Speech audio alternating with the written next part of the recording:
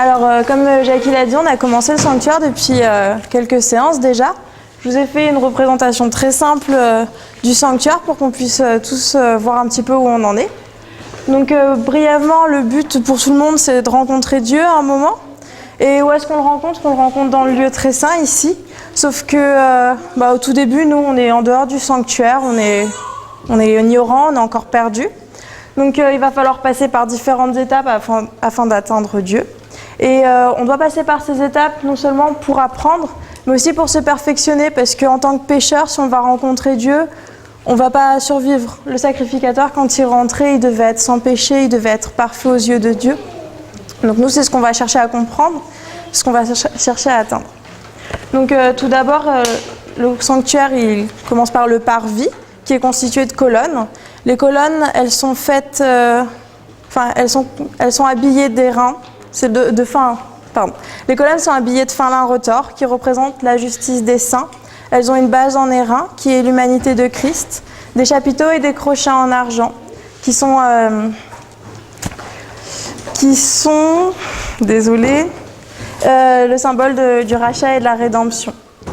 Donc chaque colonne représente un chrétien, mais elle forme toute l'Église et on ne peut pas être seul. Il faut toujours pouvoir communiquer les uns avec les autres. Donc tout le parvis, toutes les colonnes, ça représente une Église dont nous faisons partie. Après, on passe par la porte, et la porte, elle représente Jésus. Donc brièvement, il y a 4 colonnes dans la porte, et il y a aussi 4 couleurs. Les 4 couleurs sont le bleu, symbole d'obéissance, le pourpre de royauté, le cramoisi de sacrifice, et le blanc, le fin lin retors, la justice des saints.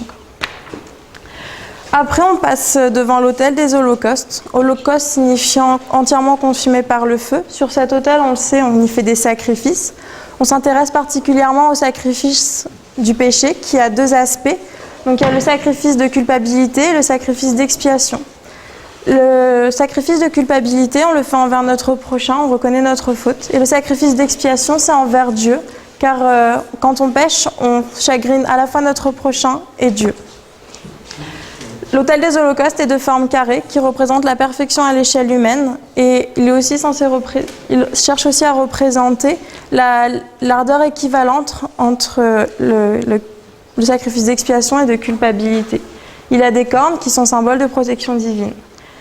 Le pécheur, lui, il s'arrête ici, il vient, il donne son sacrifice au sacrificateur et il ne peut pas aller plus loin dans le sanctuaire. Donc on va s'intéresser à la personne qui peut aller plus loin dans le sanctuaire et qui peut atteindre Dieu, le sacrificateur. Donc le sacrificateur, il est vêtu d'une manière particulière. Il porte l'éphod, qui est l'apanage du sacrificateur. Il a des épaulettes qui sont le lien avec l'éphod et qui sont en or, l'or représentant la qualité de la foi de Dieu. Il a une ceinture qui est symbole de vérité et il porte aussi le pectoral qui possède 2 pierres d'onyx qu'on nomme Umin et Thummim. Désolée pour la prononciation. Et ces 2 pierres, elles étaient très importantes du temps des Juifs car par la prière et par le sacrificateur, le peuple demandait une réponse à Dieu et la réponse était immédiate en fonction de la pierre qui s'illuminait. La réponse était soit positive, soit négative. Donc ils étaient en contact direct avec Dieu. Le pectoral est aussi orné de 12 pierres précieuses, chaque pierre précieuse représentant une tribu. Et chaque pierre est différente car nous sommes tous précieux aux yeux de Dieu selon nos capacités, selon nos talents. Le pectoral représente aussi l'intégrité du sacrificateur et la perfection dans la forme carrée de la position des pierres, comme on a parlé tout à l'heure avec l'autel des holocaustes. Le sacrificateur, il doit être consacré. Cette consécration, elle se rapporte à la vie et à la mort de Dieu, ainsi qu'au baptême. Donc pour le baptême, il faut d'abord que l'on meure, que l'on soit enseveli, que l'on meure, le vieillard, celui qui est attiré par la partie de nous qui est attirée par le péché, que l'on soit totalement mort, on est enseveli et on est ressuscité par la grâce de Dieu, ce qui nous permet d'avoir une nouvelle vie en Dieu. Donc nous allons nous voulons être conformes à Jésus-Christ dans sa vie. Pour l'être, nous devons l'être dans sa mort. Donc nous suivons le même chemin que lui. Pour cela, nous devons emprunter la voie de la repentance, qui littéralement signifie changer d'avis. Celle de la conversion, qui est la concrétisation de l'idée, donc de ce changement d'avis. On met on concrétise ce que l'on pense. La confession, que chacun comprend. Et la consécration, qui est la sanctification, le fait de mettre à part. Donc la vie du sacrificateur, chaque matin, elle commençait par le sacrifice quotidien, par le lavement dans la cuve d'airain, par l'huile d'onction, et ensuite il pouvait exercer son sacerdoce. Ces étapes sont importantes car elles précèdent toutes les actions exercées par le sacrificateur au nom de Dieu. Maintenant que nous savons ce que le sacrificateur, ce qui fait le sacrificateur, on peut continuer à avancer et on atteint la cuve d'airain. La cuve d'airain, elle permet au sacrificateur d'être parfait aux yeux de Dieu.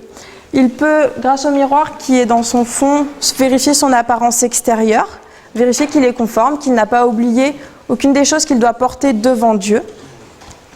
Et elle permet aussi d'être propre et correctement habillé. Propre dans le sens où l'eau permet de laver le corps, mais il faut aussi qu'on se rappelle que l'eau et l'esprit sont indispensables pour le royaume des cieux car ils permettent de laver notre âme.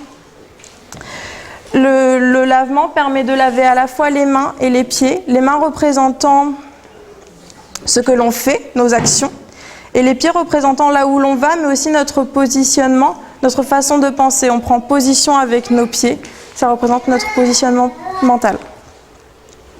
La cuve représente donc le baptême.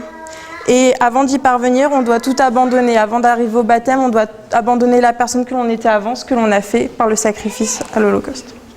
On arrive maintenant au tabernacle, qui se compose du lieu saint et du lieu très saint. Dans notre précédente progression, on s'était arrêté au lieu saint.